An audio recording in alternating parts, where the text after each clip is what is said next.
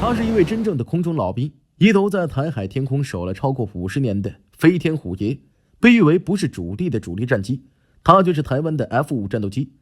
提起 F5， 如果你看过那部经典的《壮志凌云》，你肯定记得那架涂成全黑、身手矫健的米格28假想敌。没错，它的真实原型正是 F5 战斗机。F5 在电影里是米格机，但在现实中，它却是一代盟友空军的骨干。这款 F5 的故事得从上世纪50年代说起。当时诺斯罗普公司的工程师艾德加·施穆德就是设计 P51野马和 F86军刀的那位大神，提出了一个超前的理念：与其去追逐那些越来越大、越来越精密、成本高到让人望而却步的主力战机，不如设计一款能服役超过10年且具有性能提升潜力的轻型战机。他的观察非常敏锐，当时很多发展中国家机场简陋、后勤有限，根本玩不起那些动辄趴窝的金贵飞机。诺斯罗普看中的就是这个市场，他们基于 N156 项目，最终推出 F5A 自由斗士。它有多好用？它不像那些三角翼的高空高速怪兽一样，加速半天才能突破音障。F5E 被设计成简单好用、易学好懂，强调的是亚音速下的机动性。它拥有当时先进的气动布局，比如蜂腰设计，可减少超音速阻力和前缘延伸版，这些都是后来的 F16、FA18等4代机渐渐的精髓。虽然动力受限，但诺斯罗普硬是通过气动优化，让 F5 在格斗中能稳稳地击败苏联的米格21。在越南战场的小老虎计划中，美军士兵对 F5C 的表现非常满意。为什么？因为它够可靠。当时的 F4 鬼怪式战机平均故障间隔时间只有 0.7 到 1.2 小时，可用度也就 50% 到 60%， 而 F5E 的平均故障间隔时间能达到3到4小时，可用度高达 60% 到 80%。 对于在前线搏命的飞行员和地勤来说，可以说是非常的稳定安心。 F5 系列战机在台湾服役的起点是1965年接收 F5AB， 但真正奠定其传奇地位并开启台湾航空工业新篇章的是虎安计划。时间回到1970年代，国际局势风云变化，台湾又面临美国对外军售政策的调整。到了1978年，美国取消了对台湾出售64架 F4U02 战机的订单。当时防空几乎完全依赖外国，新式高性能战机又难以取得，这让高层陷入了巨大的焦虑。在这样的背景下，一个大胆的决定诞生了：既然买不到，那就自己造。1973年，台湾与诺斯罗普公司签订协议，由当时的航发中心，也就是后来的汉翔公司，在台湾组装生产 F5EF。汉翔公司前副总何宝华回忆，这简直是从螺旋桨跳到超音速的巨大跨越。用何宝华的话来说，那时制造状态是白铁零件手工打造，老师傅一双手。那么虎安计划是如何一步步爬升的呢？它被细分成7个阶段。第一阶段，自制率只有 9%， 基本上就是拿美国的组件按照图纸组装，但他们用了近10年的时间，到了第7阶段，自制率达到了 47%。 这背后最大的秘辛和突破不是某个零件，而是学到了现代工业的品质管理系统与国际概念。何宝华提到一个细节，以前生产机翼，每架飞机都有容差，机翼是不能互换的，但美方引入了基准工具的概念，先制造一套标准工具，再用这套工具来校准组装型架，从而确保最终生产出来的机翼、起落架门甚至挂弹的派龙架都能完美互换。这种对品质的追求让台湾的航太人才获得了实战历练，不仅让台湾成为全球 F5EF 最大的使用国，更重要的是，这些经验为后来的 IDF 金国号战机和永鹰高教机打下了坚实的地基。在后续更先进的 F16、幻象2000和 IDF 战机服役之前， F5EF 长期以来都是空防的，不是主力战机的主力战机。它不仅在1980年代与 F140并列主力，在1995至1996年海峡局势最紧张底壳， F5E 更是顶住重压，承接了沉重的空防任务。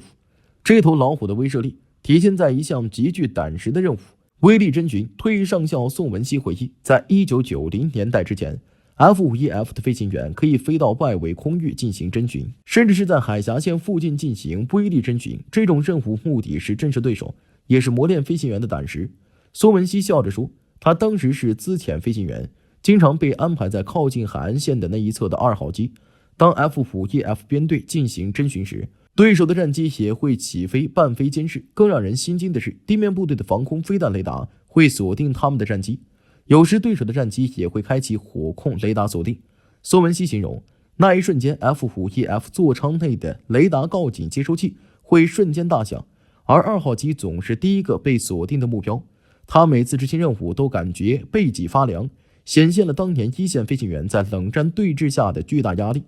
除了日常巡逻， F5E-F 还在一个秘密的、充满传奇色彩的单位中大放异彩，那就是假想敌中队。驻防台东制航基地的战术训练中心46中队被誉为台湾版 Top Gun。由于 F5 战机轻巧灵活，机动性好，非常适合模拟对手战术战法。为了让训练更有代入感、临场感，他们的 F5E-F 战机甚至漆上了模拟对手米格机的匪地优和匪空优涂装。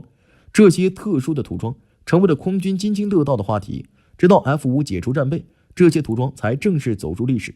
而关于假想敌中队，坊间一直流传着一个未经官方证实的轶事，堪称现实版的捍卫战士。传闻美军航舰在东部外海巡弋时，有 FA-18 战机过于靠近，于是假想敌中队的 F5E 奉命前去了解情况。结果这两架性能差距巨大的战机上演了意思的过招。传说中 FA-18 在第一回合竟然落败。这个小老虎立错大黄蜂的故事，完美体现了 F5 在格斗空战中凭借其轻巧和飞行员精湛技艺所能爆发出的惊人潜能。此外， F5 还承担过一项代号大漠计划的极机密任务。1979年，台湾派遣了包括飞行员和地勤在内的约1000人次官兵前往北也门，以盟邦沙乌地阿拉伯的名义支援当地 F5 战机维护与试飞任务。然而，正如任何英雄终将迟暮一样， F5 系列战机在进入新世纪后开始承受岁月的重压。自从二代机 F16 IDF 幻象2000服役后， F5E-F 的主力任务就转变为新进飞行员的部队训练机，承担从 T-38 教练机设计脱胎而来的衔接任务。飞行员在接触高性能战机之前，必须先通过 F5 系列的高级飞行训练。但问题是 F5E 的服役年限太长了。F5E 是1974年开始出厂的，到2020年服役已超过40年。前空军副司令张延廷曾指出， F5E 的发动机已经停产30年，都是靠不断翻修来维持性能，可靠度自然降低。更让人惋惜的是，这头老老虎本有机会焕发第二春，但却被错过了3次。第一次是诺斯罗普公司为争取外销市场，以 F5E 为蓝本开发的 F20 虎鲨。F20 在航电和发动机上进行了重大提升，甚至能够携带 AIM-7 麻雀飞弹进行超视距作战，性能比早期 F16 更优。台湾当年曾争取购买350架潜在订单，诺斯罗普和通用动力公司的团队都曾来谈判，但最终因为外部政策因素而被否决，最终促使台湾走上自行研发 IDF 战机的道路。第二次是台湾本土的升级尝试。Tiger 2000计划，汉翔公司在1997年鉴于空军仍需操作一个连队的 F5，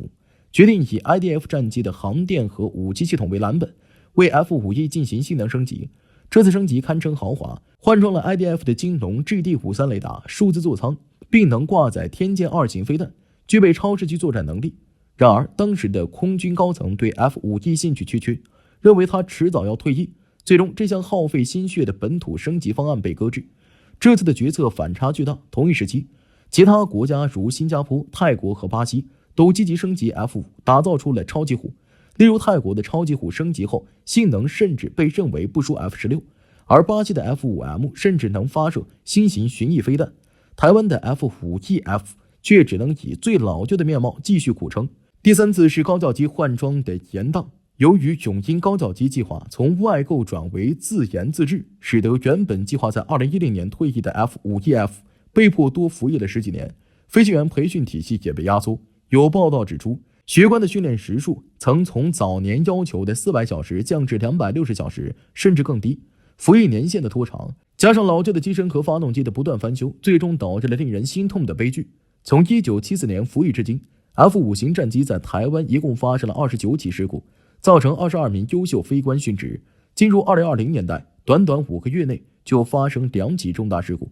2020年10月29号，编号5261的 F5E 战机在台东制航基地起飞不到2分钟，因发动机失效坠海，飞官朱冠蒙尚未殉职。随后爆出的幕后细节让人听了无比沉重。朱冠蒙的母亲在悲痛中透露了儿子的预言， F5E 早晚会出问题。他哭诉，儿子明知道 F5E 已经是一架可以丢在旁边废弃场的军机，却还是要承受压力每天去飞行。事故发生后，相关官员在立法院备询时也坦言面临很大的难处。随后，空军下令 F-51和 F-5F 所有战机全面停飞进行特检。这次事故也暴露了 F-5最初配备的弹射椅性能不佳的问题。朱光猛和随后在2021年3月坠机殉职的飞官罗尚化中尉都让人意识到了弹射逃生的风险。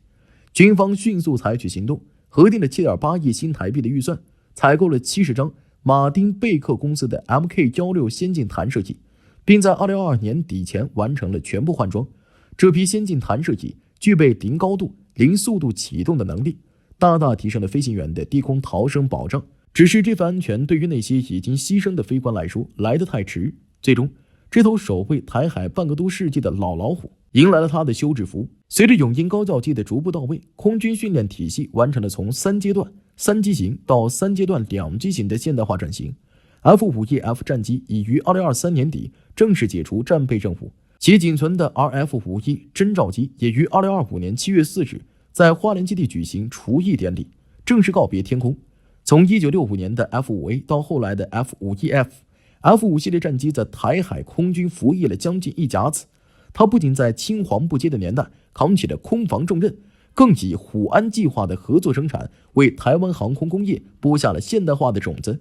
虽然 F-51F 已经退役，但有消息指出，退役的 F-5机体部分可能会被作为空军基地的诱饵机使用，以掩护更先进的战机躲避攻击。而另外一些老兵也许会迎来他的第二春，例如哥伦比亚空军就传出有意洽购18架退役的 F-5战机进行现代化改装。F-5的退役象征着一个时代的结束，也是一个新时代的开始。那些关于威力侦巡的惊险瞬间，关于假想敌中队的格斗传说，以及那些为了守卫天空而献出生命的飞官们，将永远是这头自由世界的猛虎斗士留下的最深刻的带着人性温度的印记。